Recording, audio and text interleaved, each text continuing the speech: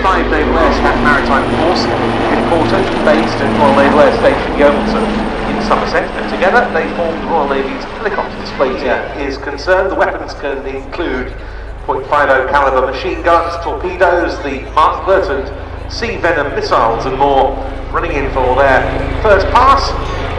Two Wildcats of the Black Cats, and they'll be pulling overs.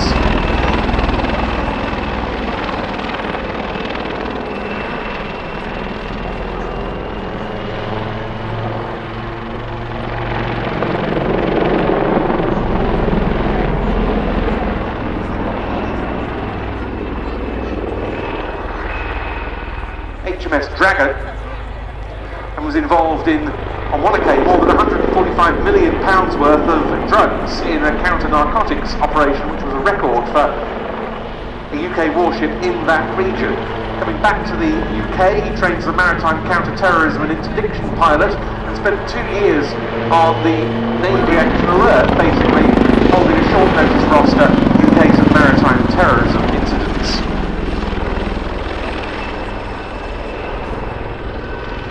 So out of that formation nose over, we now see the two Wildcats rejoining, heading back down to about 100 feet. And they'll be coming into the hover and initially moving rearwards to give you all a bow.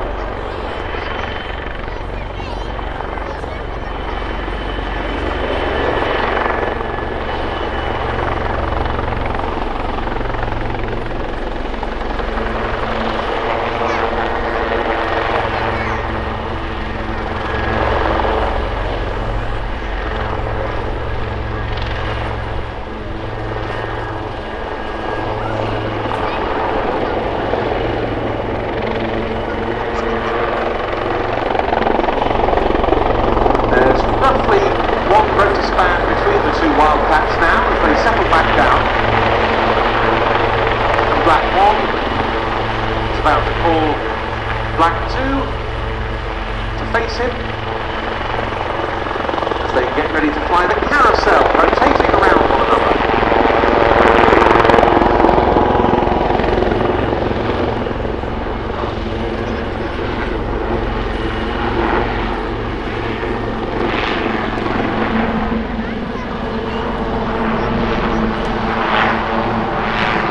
You'll see a little bit of extra lateral separation being created between the pair.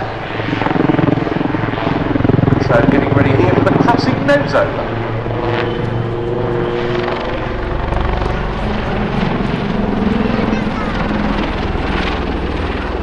Again, in front of us. Ready for another vertiginous nose over.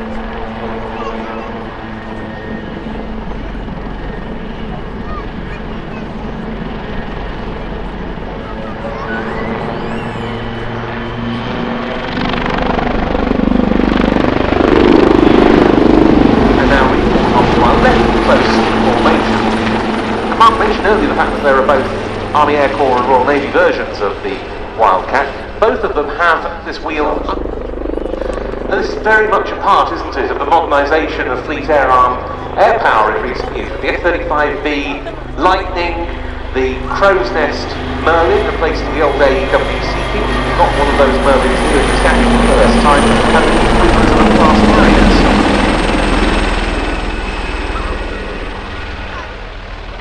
The Royal Navy Helicopter Display Team, the 2024 Black Cats.